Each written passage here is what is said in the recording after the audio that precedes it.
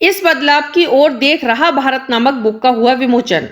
किताब में मौजूदा समय के दौरान लोगों की मुख्य जरूरतों और समस्याओं को कैसे दूर किया जा सकता है और मौजूदा लोगों की सोच क्या है, इसके बारे में लिखा गया है।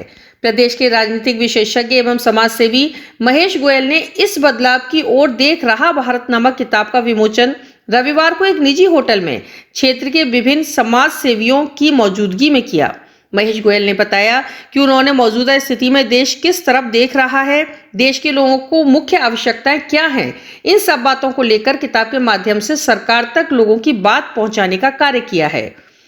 आजादी के बाद से हमने अलग अलग प्रदेशों में देश में विभिन्न पार्टियों की सरकारें देखी हैं।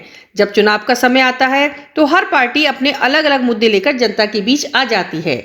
आज जनता को किस चीज की जरूरत है या नहीं, यह सब जाने बगैर विभिन्न पार्टियों द्वारा जनता को गुमराह करने के लिए लोक लुभावने वादे किए जाते हैं। जनता को असलियत में आवश्यकता क्या है, जनता चाहती क्या है, इसके बारे में शायद ही कोई पार्टी पूछती हो।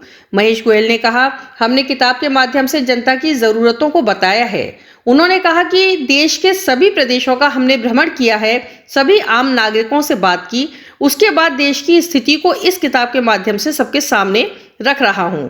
महेश गोयल ने कहा कि किताब के अनुसार आज जनता को व्यवस्थाएं जरूरत मुताबिक मिले या ना मिले, लेकिन देश में बढ़ रही बेरोजगारी का मुख्य कारण क्या है, उस पर सोचने की आवश्यकता है।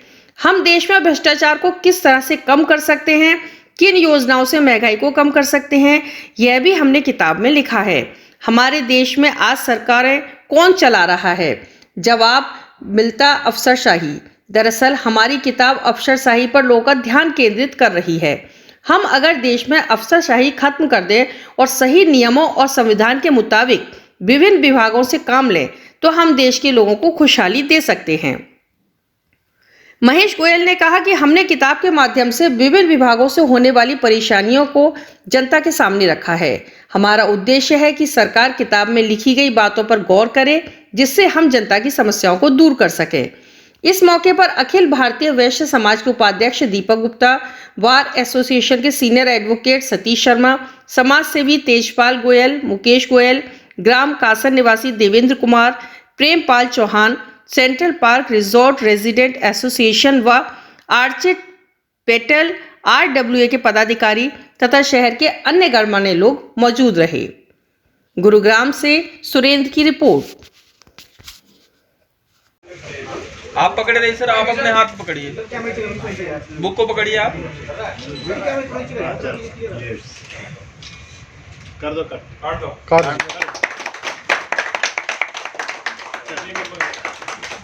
अब सब बुक ले लीजिए सर, हाथ में सब अब दे दो जी, अच्छा बुक दे दो, सबको दे दो, बुक दे दो सबको। अब ये सारे बुक दे दियो का बोलिए, आप खुली लिया, पुराने दीजिए, इसको खोलने के बाद आप चले आप सबके हाथ में दे इधर भी लिया, ये लेते जाओ।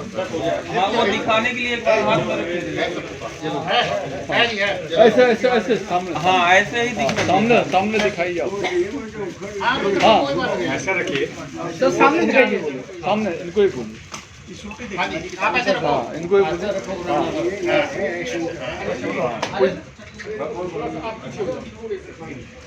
हाँ, सामने अनिल भाई हाथ ऊपर करना। मैं महेश चंद्र गोयल कृष्णा फर्नीचर का डायरेक्टर हूँ। मेन पहचान तो यही है। ठीक है, तो आपने किताब लिखने की प्रेरणा कैसे हुई और कौन किताब आज लिख कर विमोचन करो उसके बारे में? ये जो कोरोना आया था ना पहली दफ़ा, तो काम तो कुछ था नहीं, खाली थे बिल्कुल। तो दिमाग में धीरे धीरे देखा तो ये मन में आया कि कुछ लिखे, पर ऐसा लिखे ना भूतो ना भविष्य की, ना इससे पहले किसी ने ऐसा लिखा ना सोचा, और इससे आगे कुछ है ही नहीं। जब तक इस पृथ्वी पर मनुष्य है, इससे बढ़िया राज्य व्यवस्था नहीं है, ये मैं दावे से कहता हूँ। अगर हमारी गवर्नमेंट इसको मानती है, बीजेपी इस टाइम है वही मान सकती है, और तो कोई मानेंगे नहीं। अगर इसके अनुसार गवर्नमेंट चले और इसके अनुसार अनुशासन बने, तो तो मेरे ख्याल में इसके बाद जितने दिन पृथ्वी पे मनुष्य है दूसरी व्यवस्था की ज़रूरत नहीं है। किसी को शक हो तो मेरे से क्वेश्चन कर सकता है, मैं उसका जवाब देने के लिए तैयार हूँ। कुछ संक्षिप्त में बताया मैंने 2 साल लगाए हैं। क्या ऐसी व्यवस्था इसमें वर्णन किया आपने, कुछ संक्षिप्त में बताएं। इसमें वर्णन ये है कि इससे क्या होगा, हमारा देश आगे जाएगा, रेवेन्यू बढ़ेगा, लोग शांत रहेंगे तो बिजनेस ज़्यादा करेंगे, ज़्यादा बिजनेस करेंगे तो रेवेन्यू ज़्यादा आएगा, दफ्तरों के चक्कर नहीं काटेंगे तो देश की इनकम बढ़ेगी क्योंकि रेवेन्यू ज़्यादा आएगा, लोगों को रोज़गार भी ज़्यादा मिलेगा। अब हमारा आधा समय तो दफ्तरों के चक्कर काटने में चला जाता है। तो मेन पर्पज़ इसमें यही है कि इसी से हमारा देश आगे बढ़ेगा। मेरे को 2% उम्मीद है, 99 भी नहीं है। इस पर एक क्या कहना है, बिना सरकारी डंडे के या इसके लिए लोग कानून का डंडा दिखाए हुए लोग मानते नहीं है, टैक्स चोरी से लेकर हर तरह का चोरी करते हैं, उस पर क्या आम नागरिकों के लिए या आम बिजनेसमैन के लिए आप क्या संदेश देना चाहते हैं? मैंने एक बार बताओ, सरकारी डंडा, इस पे 12% टैक्स है, मान लो 12% है, ठीक है जी।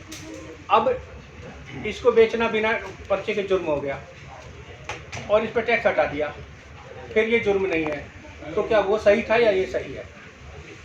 क्या सही है बताओ? चलो सर आपसे तो इसलिए जो भी कानून है, कानून हमने बनाए हैं, ऐसे कानून हम बनाए जिससे पब्लिक परेशान ना हो। टारगेट क्या है? पब्लिक परेशान। डंडा घुमाने वाली बात नहीं है, डंडे की जरूरत नहीं है किसी को भी।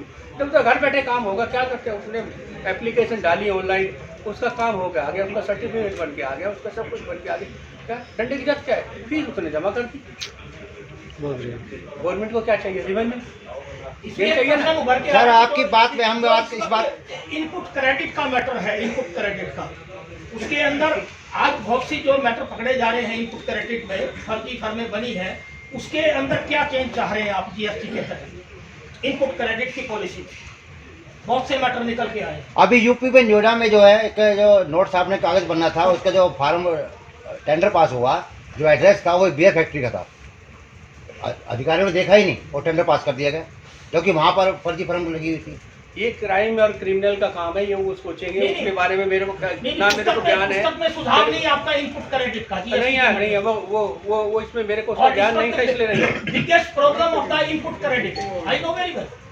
गोयल साहब, गुड़गांव के बहुत केस हैं। सुनिए, गोयल साहब एक चीज़ पूछते हैं, आपने कहा कि एक आपने जीएसटी टैक्स बताया, एक दुकानदार एक 50,000